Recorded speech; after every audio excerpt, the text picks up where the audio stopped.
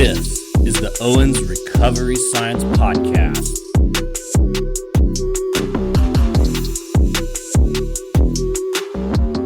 I started to not give you the invite, Johnny, and then just be like, "Yeah, guys, I didn't give Johnny the invite. I gave him a bad one." We'll Is this what it's going to be? All right, let's save that now. All right, welcome back to Owens Recovery Science Podcast. I'm back, baby. Johnny Owens is back. Here's Johnny. I got so many tweets of like, what the hell the last podcast was at? Text messages like, dude, this was garbage. Can you please come back on? So I'm back. Actually, I got the opposite, man. I had some people like, dude, they don't even need you. Why are you even on there? I heard Ben talked more in that podcast than he's done in every podcast we've had. Yeah, I went out and I ran the time. Somebody had to fill in the comedic relief, you know. That was that spot wasn't occupied. Oh geez. Well, yeah, dude. Well, I almost died. You know, I had Montezuma's revenge. I lost 12 pounds, and the day of our podcast, I had to go to the hospital and get fluids. 2 bags of magnesium, which took 5 hours because I have to drip it so slow. So, anyways, sorry I missed you, fellas. You'll be happy to know I put the weight back on. Nice. All right, today we've got controversy, baby. We've got a couple papers that have come out on ACL and BFR that I think there's been some Twitter kind of action on it. And there's also been some texts that I've received, like, have you seen this type of thing? One of them, it's kind of almost like a clickbait type of title, which catches your attention. And that's the trend nowadays, is to do the sexy title on the paper. But we're going to jump right into it. So the first one, I'm going to let Z break it down. He's already brought out his little stats machine and his calculator and has been looking at all the numbers and everything on this. So Zach, without further ado, man, describe this paper, give us the title, and let's get into this bad boy. So kind of starts out in quotations, real world, and then clinical implementation of blood flow restriction therapy does not increase quadriceps strength after a quad tendon autograft ACL reconstruction. So from there, basically the question that these researchers wanted to ask was, does BFR result in increased quadriceps strength at different postoperative strength assessments? And does BFR result in significant increases in quadriceps strength over time compared to traditional rehabilitation protocols? The purpose to evaluate the effect of a postoperative rehabilitation plan with the real-world clinical application of blood flow restriction therapy compared with standard rehabilitation without BFR following a quad tendon autograft ACL reconstruction.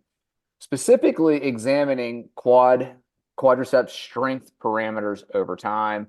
They hypothesized the addition of blood flow restriction therapy would result in increased quadriceps strength at postoperative strength measurement time points and a significant increase in quadriceps strength over time between repeated strength measurement time points compared with standard rehabilitative protocols without blood flow restriction.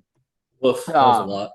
Yeah, I mean, when I heard real world at first in quotations, I thought it was a BFR study on the cast from Real World from MTV. I was like, it's Would an have been MTV badass. thing. Yeah. In quotations. Who are the people on Real World? There was. There were so many. Puck. It's been a long time. There was like 20-something seasons, Kyle. Dude, come on, Kyle. Oh, there were. Oh, I don't know. So that's Kyle's more of a VH1 guy. He's Real Housewives on Bravo guy. Oh, definitely not. But so then kind of getting into the nuts and bolts of this deal was it was retrospective in design. And so what they did was they looked at their inclusion criteria were individuals greater than the age of 14 who underwent an ACL reconstruction between 2016 and 2021. They had to receive at least 2 quantitative isometric strength measurements. And so from there, that included 45 individuals in the BFR group. And then they had 36 in the traditional rehab group. Now, they tested 3 time points, and you'll see that there's a big drop off in the traditional rehab group between 2 and 3 assessments. So again, the BFR group started with 45 individuals getting at least 2. 32 of those individuals then had a total of 3 strength assessments. The traditional rehab group started with 36 that received the 2 strength assessments, and then it cut in half, and only 18 went on and had a 3rd measurement performed. So exclusion criteria was an ACL reconstruction with a graft choice other than a quad tendon. If they had either incomplete or inadequate postoperative strength measurements, different types of ACLs, double bundle, hamstring, patellar tendon, allograft, and such. If they also had a previous ACL injury on that side or a contralateral ACL reconstruction, osteochondral defects, meniscus repairs, partial meniscectomies, and then also if they had a Lemire procedure or a lateral extra-articular tenodesis. So if they had those done, they were not included in the analysis.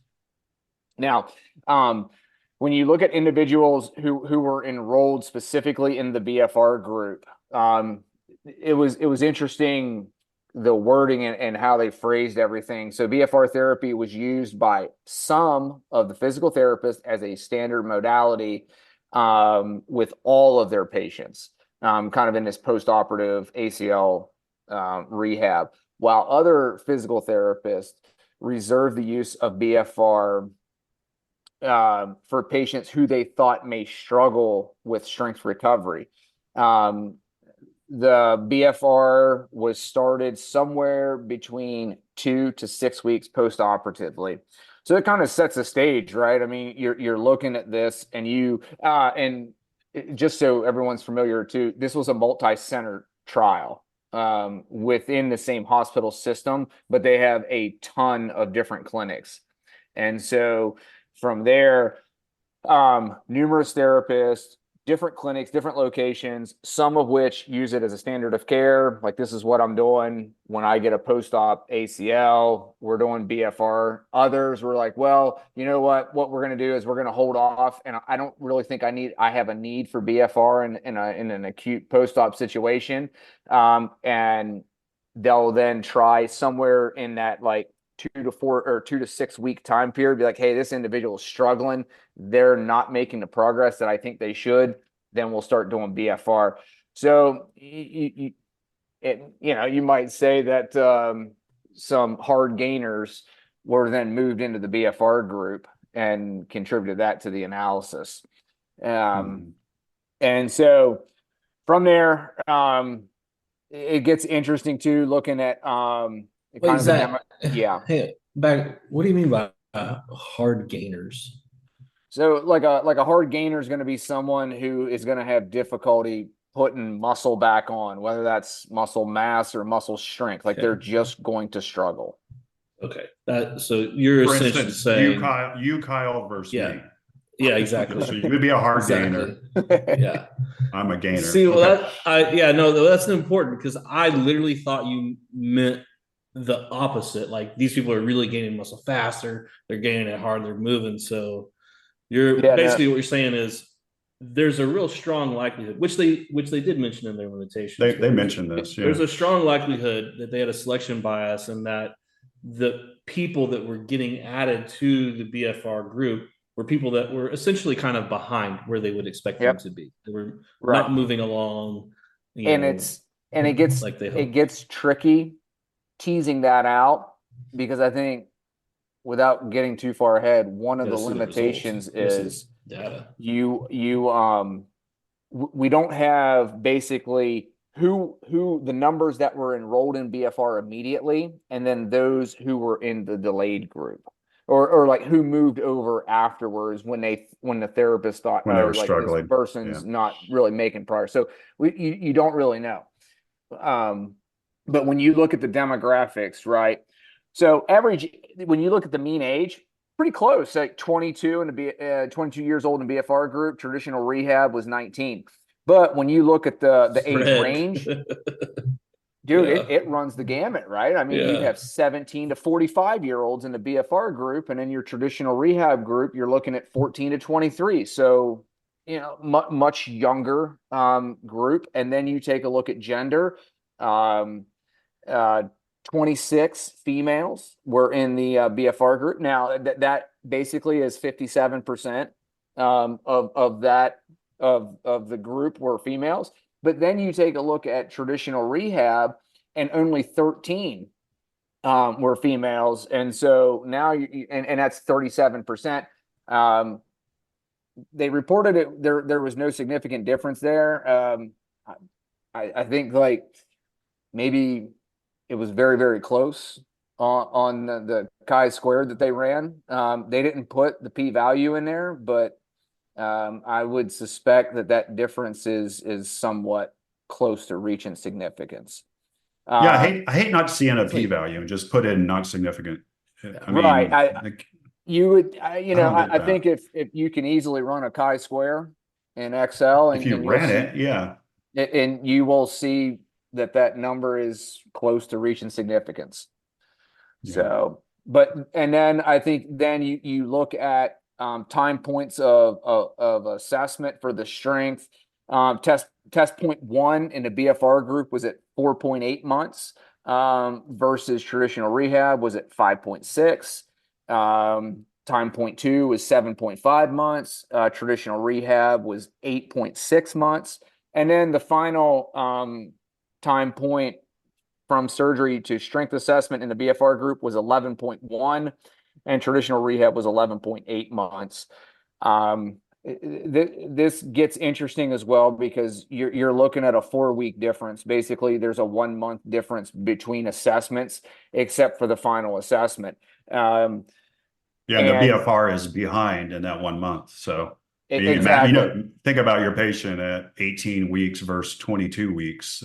They're going to be different. That's it. And I think like at least for me, one of the interval at which I assess strength is every 4 weeks. I mean, it's enough time where you're going to get a strength difference. You should have a change in strength in 4 weeks. When people ask us, how long should I do my BFR? When we send up a trial, it's like, well, we need at least 4 to 6 weeks. That's kind of the minimum. But you would hope at 4 weeks you're seeing some change. So that's kind of a big problem. Even though again, not significant. Anyone in the rehab world knows a month difference in post-op ACLs is a pretty big deal. Yeah, I'm sure like when you run, the Mann-Whitney test, which is what they use for that, you're looking at like literally one number difference. Of course, like one number is not going to make a statistical like literally going from like 4 to 5 is not going to be statistically significant, but man, on the clinical side of things, that's a pretty significant gap in time. Well, this is where the term real world kicks in.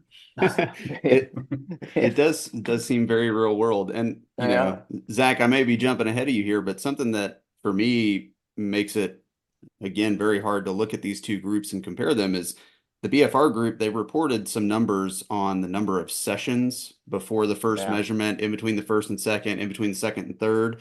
And we don't have any of that information on the standard of care group on, did they train at the same frequency? Was it more frequent? What does that even close? What does that look like? Yeah. I mean, and just the huge variance in sessions, for time point 1, you've got 18 sessions on average for the BFR group, but that's plus or minus 15 and a half. And then for the second measurement between 1 and 2, you've got 8 sessions plus or minus 6.5. So you might have 1.5 sessions, whatever that is, or, you might have 14 sessions. And that makes, to me, a huge difference in what that change is going to be between measurement to 1 and 2. So Yeah, it 100%. yeah, the wide kind of distribution Mhm. is another, challenge.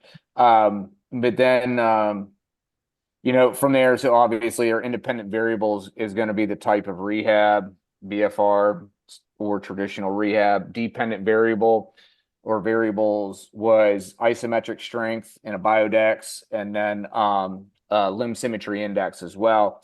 And so just challenges with limb symmetry index.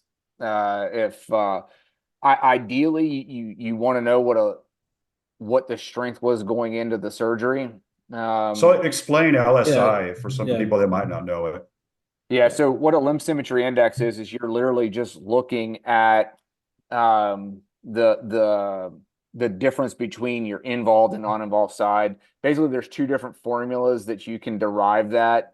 Very simple, just divide them out, and you can get a limb symmetry index that way. And kind of Take a goal. peak torque before surgery on the uninvolved side. Yeah.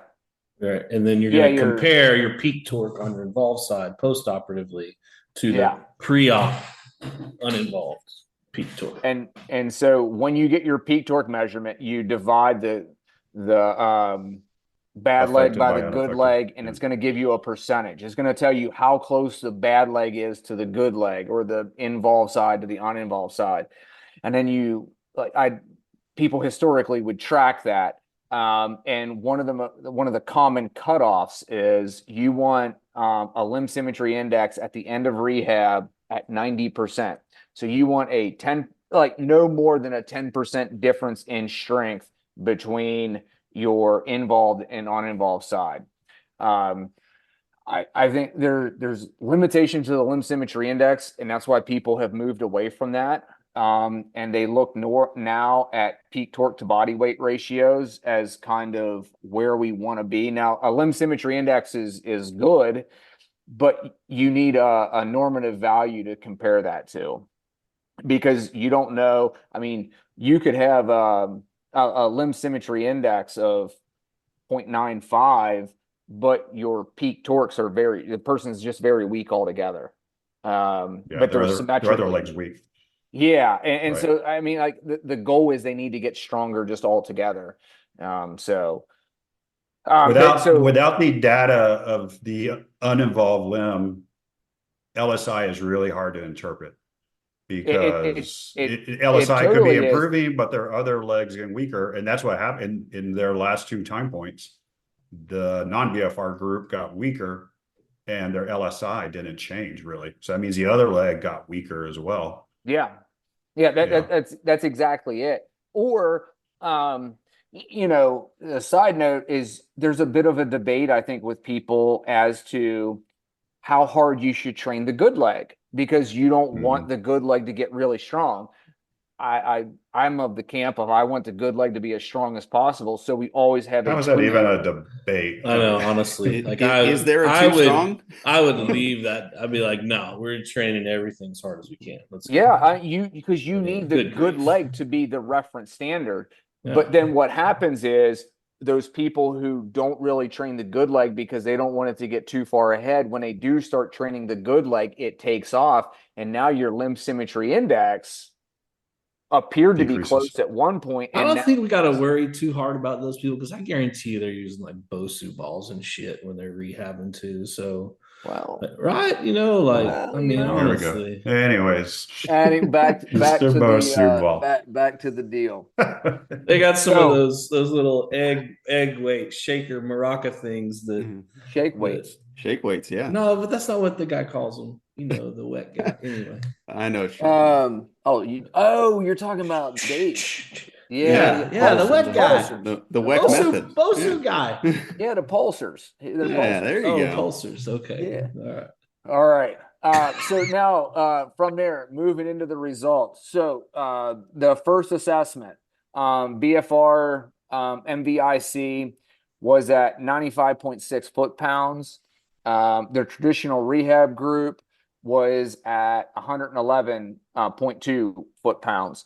That there was a significant difference there between groups at the first time point.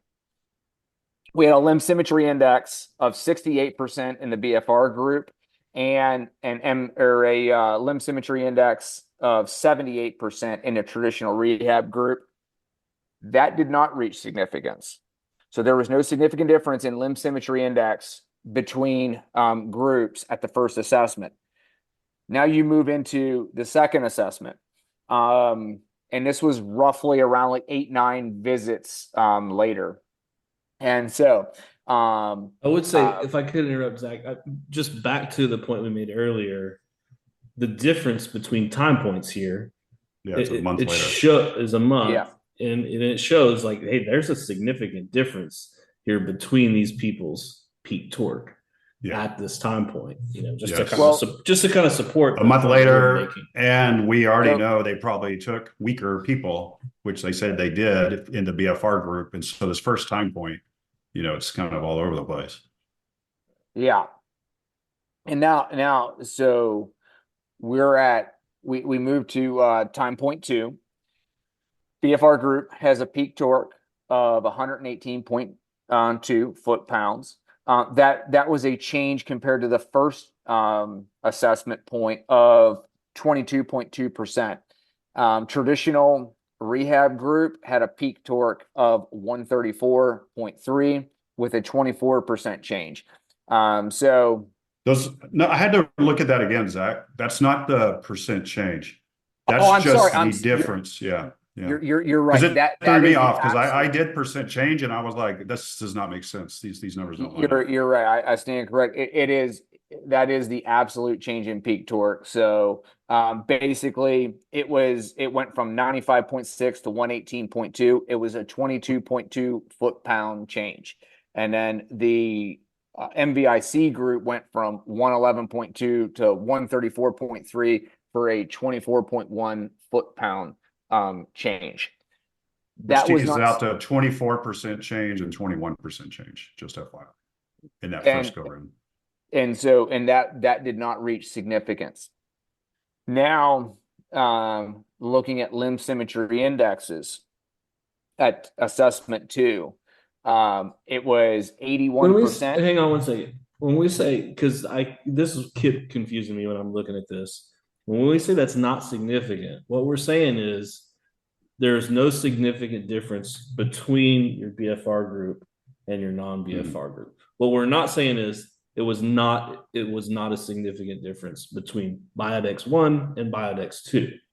They did not report that information. They didn't tell us if that change is significant. We would assume it is a 20-something% change, and generally speaking, a 10% change when he's talking force output is significant, but they did not report whether or not the change from test 1 to test 2 within the group was a significant change.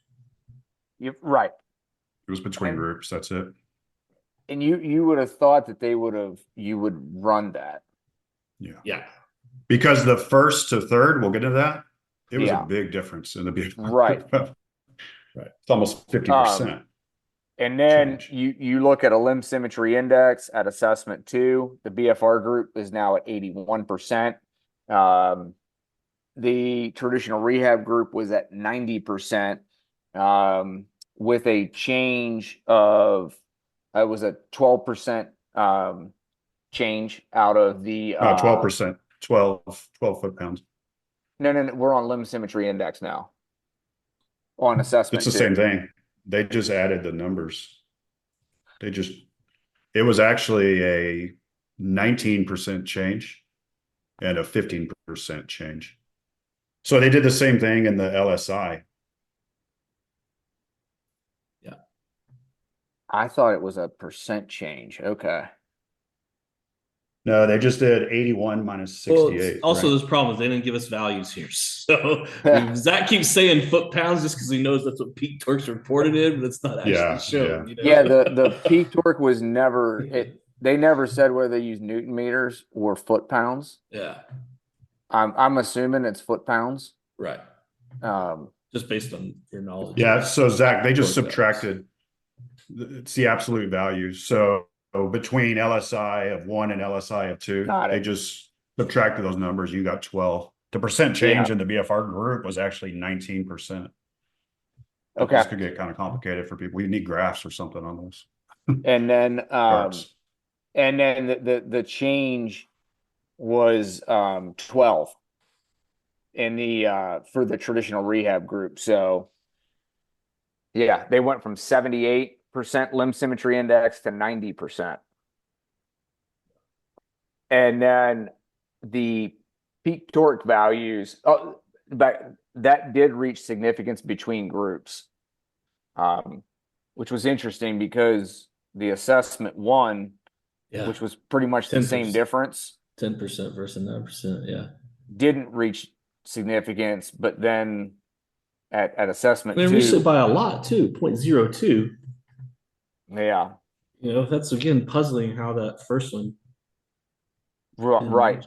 You Yeah. didn't reach significance there, but you did in assessment two. And then when you look at the standard deviations, extremely wide at assessment two.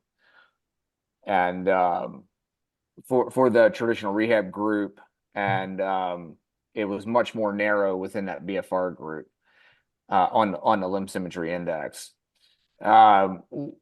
Moving to assessment three for peak torque, the BFR group had 138.5 foot-pounds compared to 130.7 for the traditional loading group.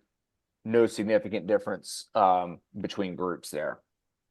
Limb symmetry index at assessment three was 87% for the BFR group, and then 91% for the traditional loading group. This is ultimately, I think, we talked about towards the very beginning and whatnot. One of the challenges with interpreting all this is when you look at their tables. So for their peak torque was at in table two, assessment two, 134.3, and then assessment three was at 130.7. So they actually, according to this table, got weaker slightly for the traditional loading group. But then when you go down to table three, which is just below that, and you look at the change in peak torque between Biodex assessment 2 and 3, they report that there was an 8.9 foot-pound increase. I don't know where that number comes from. Yeah, I was trying to see, does that work through the standard deviation? That really threw me off as well. Is that number just a typo? Because all the other numbers pretty much like somewhat check out. Like if you just do the subtraction, the difference between assessments, they're pretty darn close to what's reported. But that's like that's going to be roughly a 12 foot-pound difference. Yeah. You know, when you basically you're saying they gained about 9 foot-pounds when they actually lost over 3 foot-pounds. Yeah, that makes no sense on that one. So I think I like to just think about percent change, even though that's kind of sometimes a no-no when you're doing the actual research, but it's easier to digest for me. The BFR group, the first test, they tested them a month earlier than they did the standard of care group, right? So we know that's probably a problem. The BFR group between test 1 and 2 got 24% stronger, and the standard care group got 21%. Between tests 2 and 3, the BFR group got 17% stronger, but the standard care group got 3% weaker. But the big dog I think you would look at is, okay, well, what was between test 1 and test 3? What was the percent change? The percent change for BFR was 45% increase, and it was 18% for the standard of care group. Standard care group started stronger and only improved 18% over that time, where the BFR group increased 45%. Now, again, it's kind of fudged numbers because these time points aren't the same. Yeah. But it still kind of helps when I look at that. And then if you look at the LSI, between 1 and 2, the BFR group got 19% stronger versus 15% of the non-BFR. Between 2 and 3, the BFR group got 7% stronger. The non-BFR had no change, basically. And between that first test and the third test, if you look at limb symmetry index, the BFR group improved 28% compared to 17%. And again, LSI is kind of we don't know, because we don't know if the other leg's getting stronger. I mean, we have BFR studies that show this crossover effect in the lower extremity. So it could be that that leg was getting stronger too. And that makes the BFR gains even more impressive because they're chasing a stronger leg. And obviously, the leg got weaker in the standard of care group. The uninvolved leg got weaker because the involved leg got weaker between test 2 and 3, and the limb symmetry index didn't change. So that means the other leg would have had to have got weaker. So they weren't doing this like comparing it to a pre-op uninvolved test. They must have been checking time points bilateral at each point, which is I think fine. the other thing we do kind of have to remember, especially on the uninvolved, excuse me, not in the control group or the no BFR group, was they lost subjects too.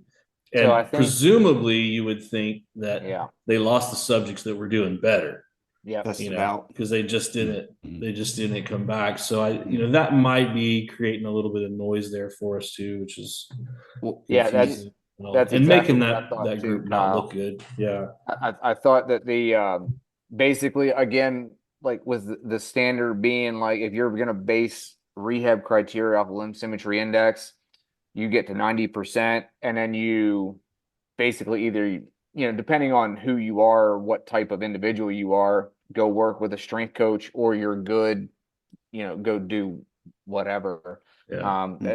That's what I thought with basically they lost half their sample after the second kind of follow up.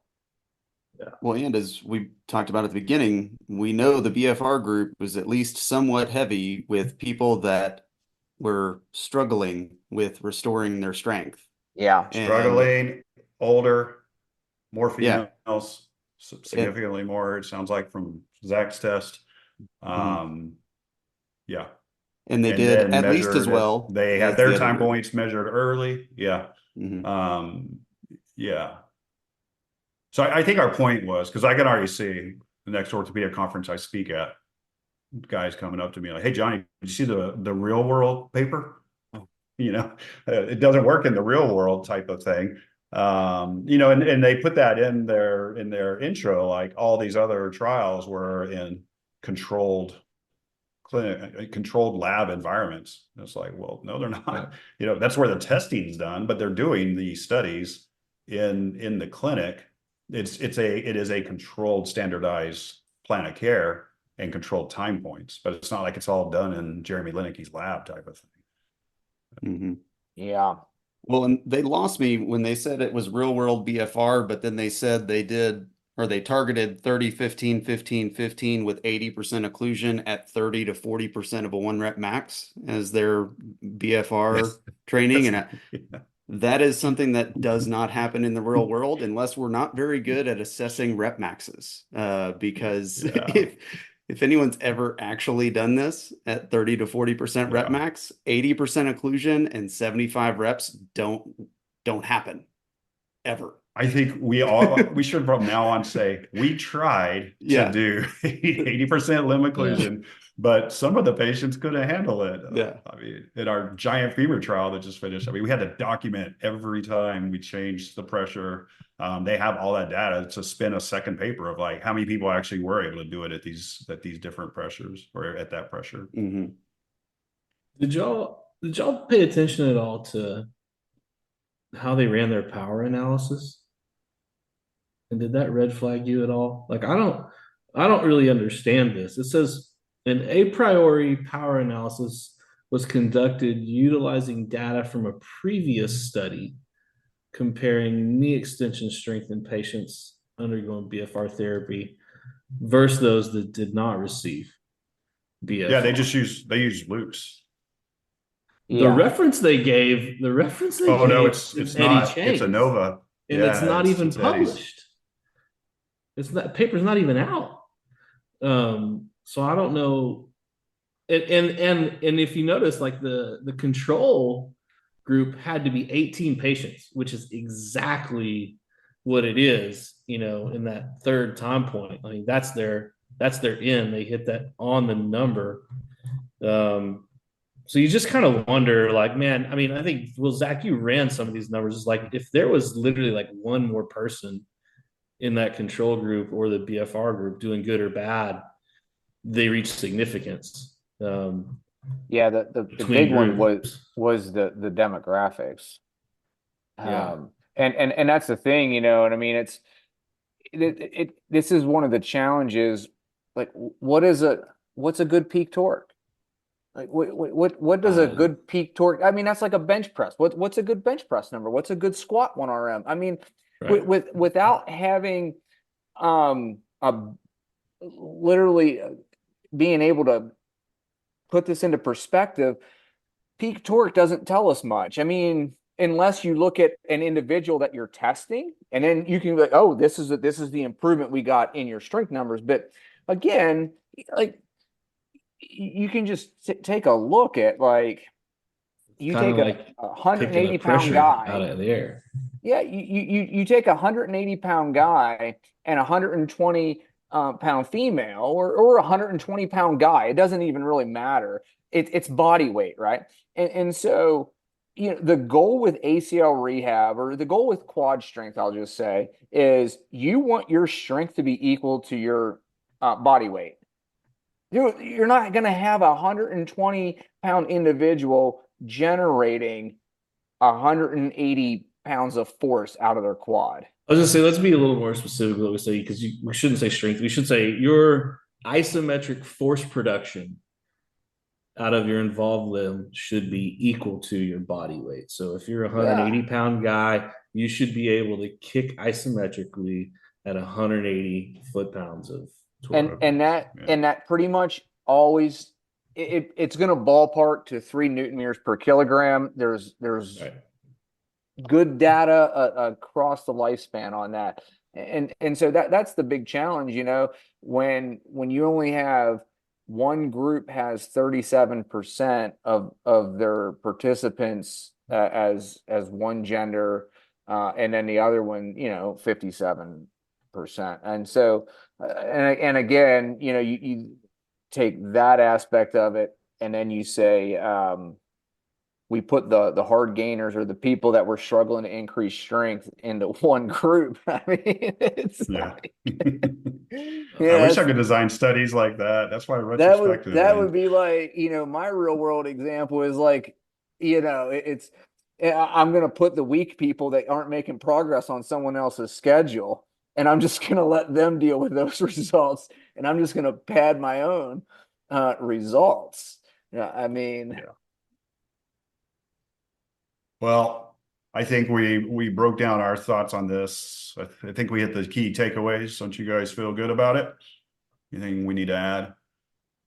Kyle, I I did bet I they did got make Eddie up some. Chang. What's that? I bet they got Eddie Chang's.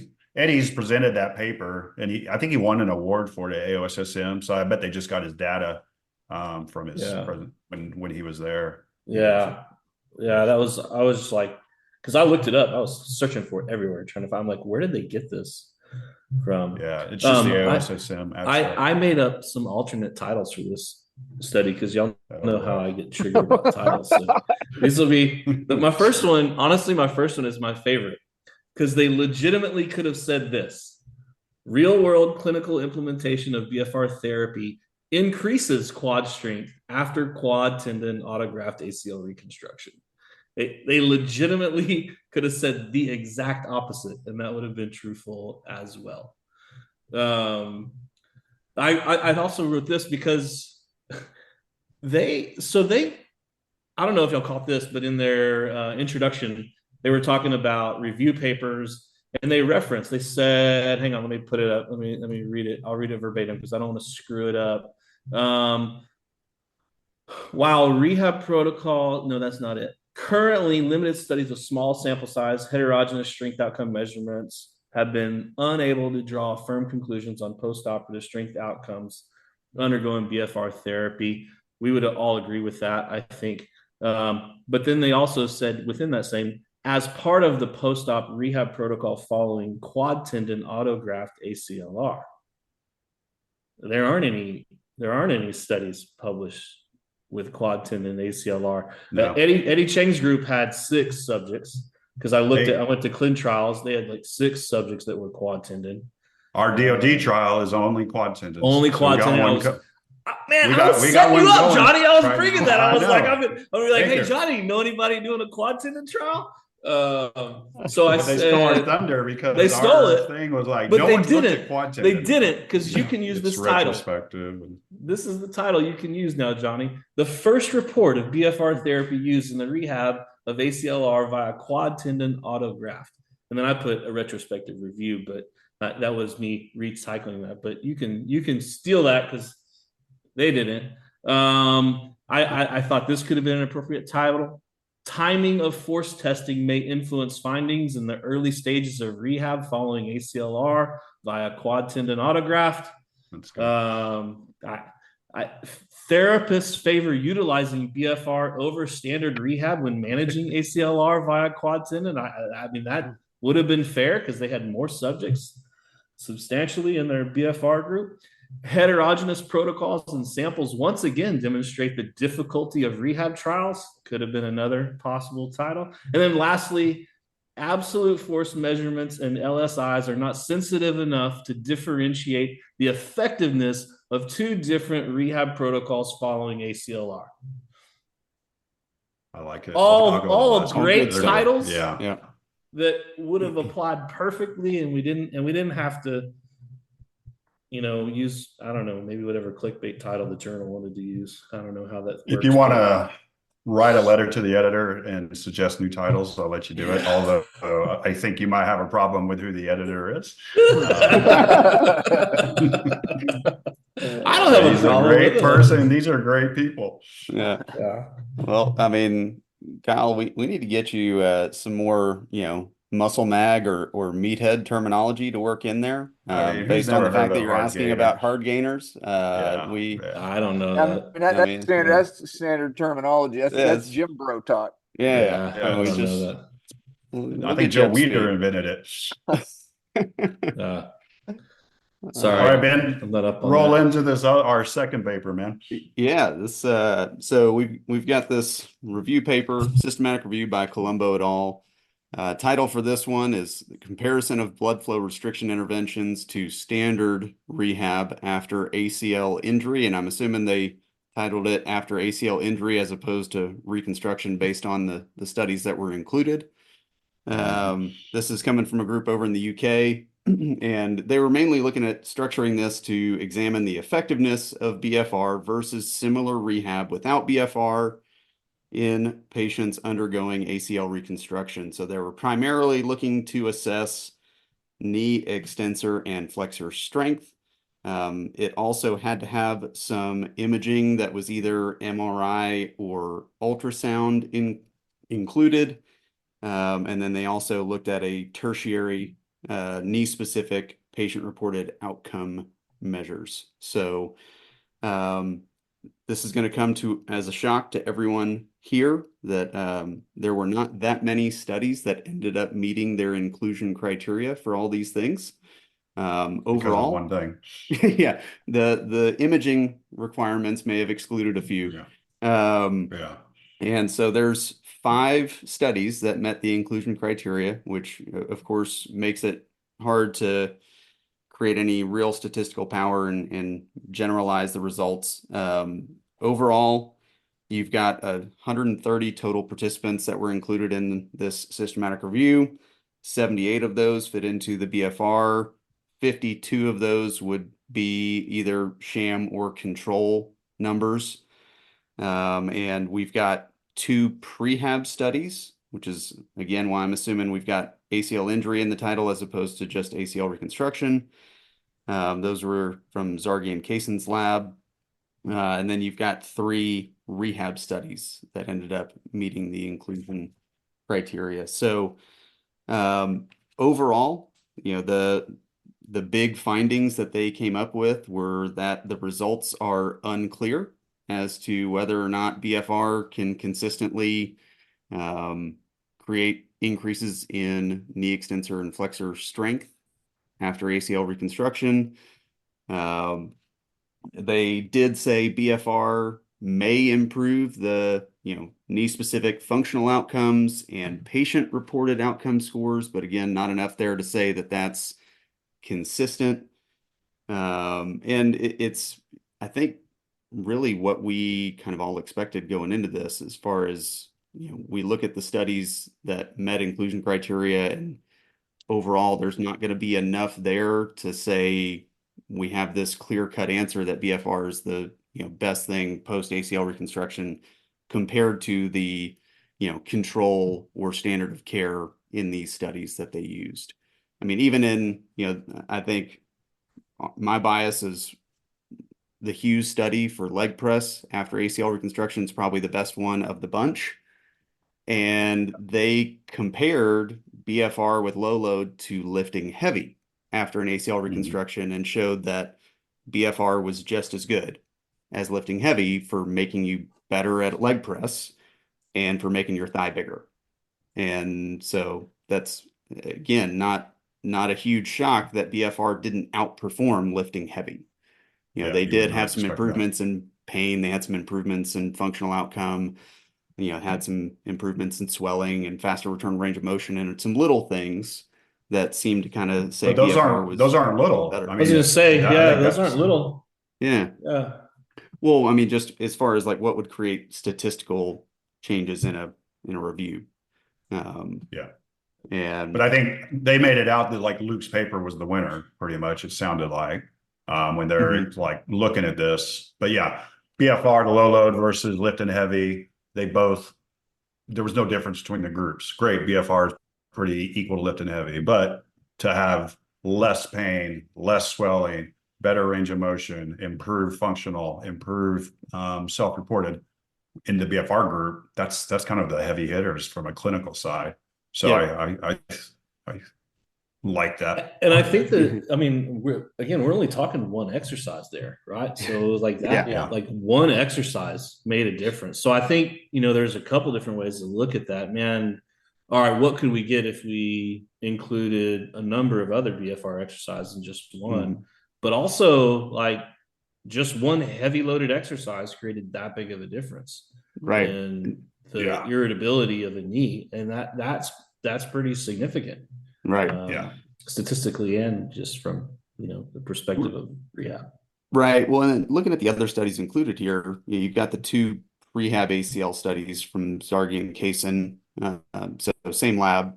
And one is 5 exercise sessions in the 8 days leading up to an ACL reconstruction. And you only have one exercise being performed there too. You've got a knee extension to failure with BFR or no BFR. And they only focus in this review at the 12-week time point, which is their last time point. They're looking at, muscular endurance with a sustained isometric and blood flow of the quad. And there was no statistical difference between groups there. But the 1 month time point, there's a very significant difference between groups. Right. And so, again, it's maybe there's some picking and choosing of what, is meaningful there, but also it's one exercise for 5 sessions. Right. And, seems but then really when you read that paper, you get the kind of spirit. Yeah. But also the spirit of what they were looking at. They were like, could BFR increase your blood flow, your capillarization, and maintain it post-surgery? Because post-surgery, when you have a reperfusion of the tourniquet, you have damage to the vascular beds. And that's, some people think that's what really wipes out quad endurance. And so only 5 sessions, they increased the capillarization by 50% at week 4 versus the sham group, it was down 32%. And then the quad endurance, I forgot what the numbers were. It was like a 30%. 30% difference, yeah. Drop in the control group. The control and the control group didn't lose it at all. Right. Yeah. I mean, it's almost like, dude, if you could get in for 5 sessions, that first month might be money for your patients, because quad endurance is like one of the big issues of where you have instability and all the things you're nervous about in that first month, that quad being fatigued and something happens on a stair or something. So Right. the spirit of the study, and again, prehab versus post-op is probably going to be so different. I mean, if you look at the systematic review, 2 prehab studies, one did 5 sessions, one did 3 weeks or 9 sessions. And then you got one post reconstruction, which isn't even a BFR study, it's an IPC study, for what, 8 sessions or something like that for 2 weeks. It's like 2 weeks. And then you've got the ODA, which so many, it's a home-based protocol with here's your cuff, even though they didn't tell us what it was. Thanks for the thumbs up, Ben. And I'm not even doing anything. but then you got Luke's, which is probably the best one out of all of them. So I mean, it's just so much heterogeneity between these studies. I don't know how we could get anything from a review on it. Yep. Yes. So Agreed. and I think the losing my train of thought on the what the hell was I about to say, man? Someone take over. I'll remember We'll it. edit all this out. Yeah. Not really. I don't want to steal your thunder, Ben. We're live on YouTube right now. No, you're good, man. I mean, I think for me, it was just looking at this review, there's just not great studies to pull information from. The fact that the Iverson and OTA studies met inclusion criteria, and some of the papers that I think we would all consider better rehab papers didn't meet the inclusion criteria because they didn't do MRI or ultrasound as part of the study. OTA, you've got a pressure reported, but no cuff width reported, and a home study where the exercises are not really loaded very well and not progressed well. And, shockingly, there's no huge differences to be found that are making this review look more meaningful. And then the Iverson paper, you take a cuff that we're all familiar with and you jerry rig it to put a hand pump on it instead of letting a computer, pressurize it like it's intended to be. And like you said, you just have basically IPC. You have intermittent inflations at a pressure that actually is something we don't actually know the pressure because it's not, they Jimmy rigged a cuff. Yeah. It's not being regulated the way it's intended to be. And, again, shockingly, that's not going to create the results that you would hope to create. Plus, it's the first 2 weeks, and it wasn't really, something where they did meaningful exercise along with it. So it's, it's good to break these things down because I think it's good to draw attention to the fact that, we're making statements based off of poor information, which is not,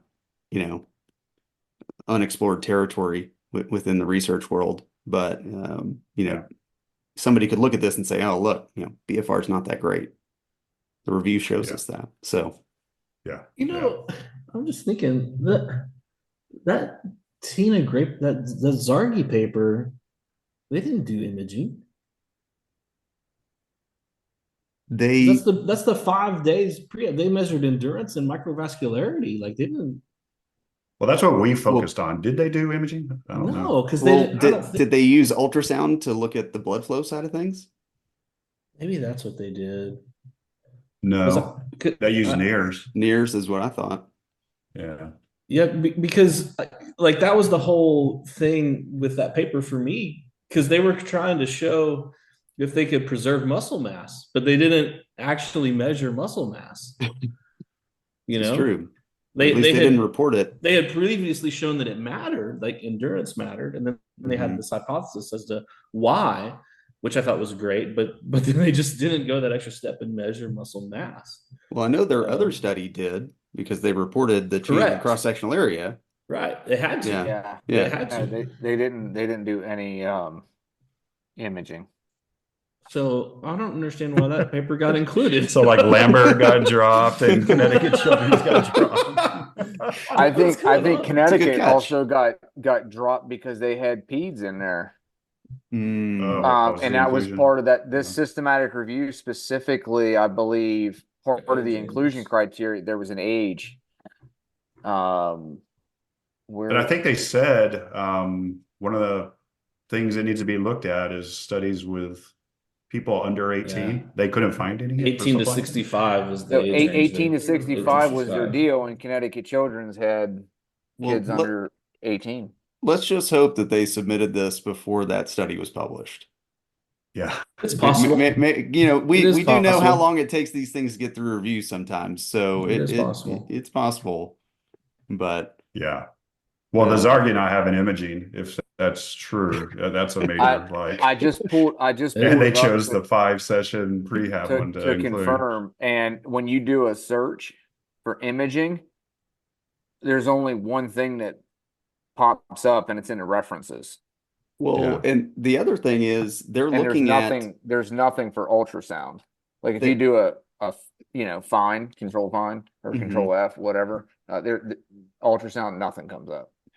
well, it also Maybe states they that did a they were looking Springbok. at they're looking at the effectiveness of BFR versus similar in patients undergoing ACL reconstruction, and that other prehab study, the 3 times a week for 3 weeks, didn't look at anything after the reconstruction. No, It was right. only I know. prehab, and it was only the time I know. point before Right. surgery. So the fact that that is included in what they're looking at here does not exactly match either. It's all over the place. So Goodness. Well, you so see they why could you have just couldn't done get a review meta-analysis. on Luke's study and said, "Here's our review on BFR post ACLR." So Well, good stuff. I hope that gives people a little bit of ammunition if someone comes at them with these papers and says, why should I do BFR because of this or that? At least you have a deeper breakdown and kind of our thoughts of why I would go with the totality of the literature and not a single paper or a systematic review.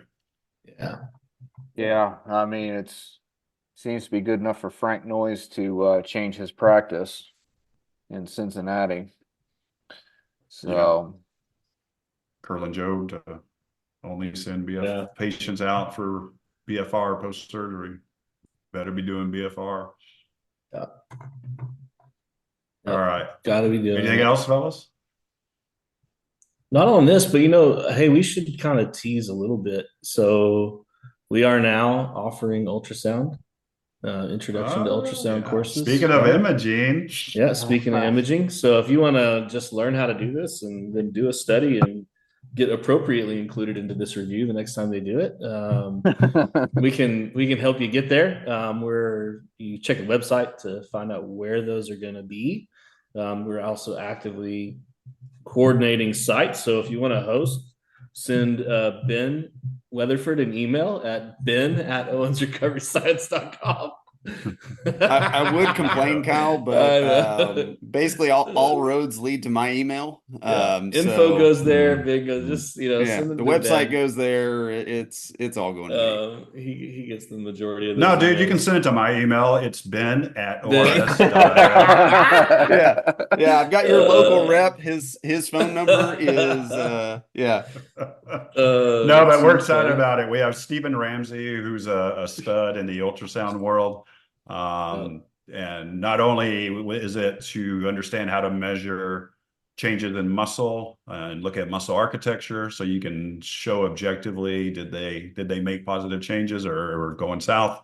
Also looking at tendon, looking at bone, and maybe even more importantly, a lot of safety measures like how to rule out for DVTs and other more kind of bigger scary things that you might see in the hospital setting as well. So it's going to be badass. Yeah, it's a pretty good course, and it's pretty easy to do. Once you kind of figure things out, what you're looking at and whatnot. Obviously the heart and things like that take a lot more time, but on the muscle side of things, it's pretty easy. You get an ultrasound, literally just you put it on the quad or what have you, and it's right there. And then the other thing of it is there's so many different devices out there on the market now that make it a lot more clinic friendly, where you don't have to wheel this big cart around and whatnot. Literally you have these little devices with an ultrasound probe and an iPad, and you're good to go. the technology is just continuing to kind of advance too with AI. I mean, some of the programs and what they're coming up with is literally it'll tell you, like you put in like what you want to image, and it basically directs you how to actually do that. And then, all your measurements are done through the system. You just draw a line for your thickness, for pennation angle. You put the angle, put the lines there. It'll give you an angle. So it's pretty good, man. It's a pretty good course. Yeah. The price point, you don't need that 40,000 for the big GE anymore. It's just a couple $1,000 and you can do this on your iPad, which is crazy. It's awesome. Yeah. And we're even in discussions with one of the companies of getting a more rehab MSK AI driven for the rehab side type of device, where it even will potentially like be telling you what anatomy you're looking at when you put it on there. So you don't even have time, maybe even have to know what it is. So it's going to be badass.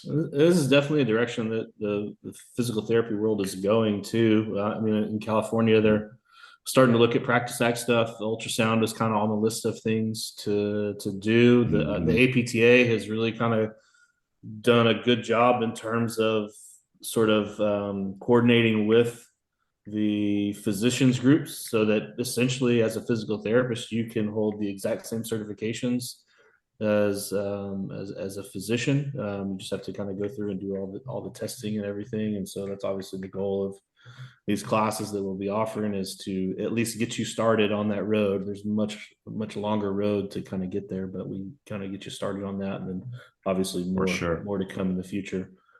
For sure on that front. Speaking of APTA too, they put our podcast up with the going over the VTE clinical practice guidelines on their website now. Yeah, so that's cool. Lots of good information. If people haven't listened to that, I think it's worth listening to, because the guidelines are very robust and have changed. Yeah. All right. And those guidelines are in the show notes if you want to download it. Also want to mention, we are sponsoring next weekend the OSU Lower Limb Symposium. It's being run by Matt Bobman's crew, formerly ACL Study Day, now Evidence in Practice.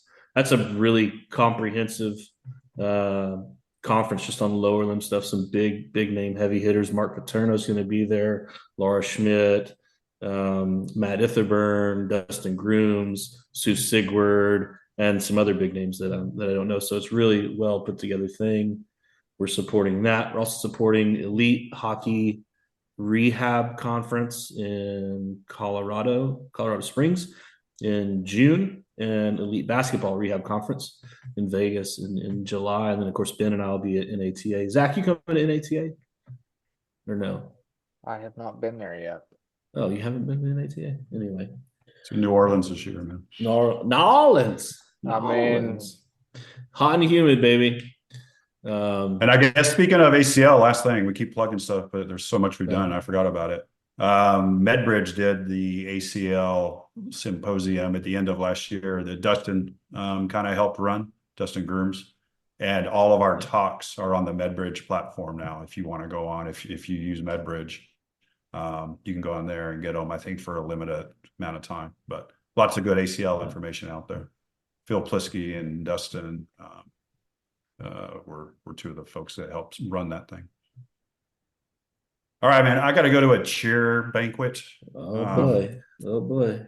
Yeehaw. You got to get all dissed up. I didn't realize I would be a sexy cheer dad, but here I am. So somebody's got to bear that burden. Wish me luck. Hopefully there's not a bunch of fights between the high school. It's really the moms I'm worried about tonight. So Mexican food, beer, and angry moms. Just all right, you guys. Flask. That's what I'm doing right now. Great talking to y'all. All right. Talk soon. All right. Later. Damn. Thanks for listening to the Owens Recovery Science Podcast. Owens Recovery Science is a single source for PTs, OTs, ATCs, DCs, MDs, and other medical professionals seeking certification in personalized blood flow restriction rehabilitation training.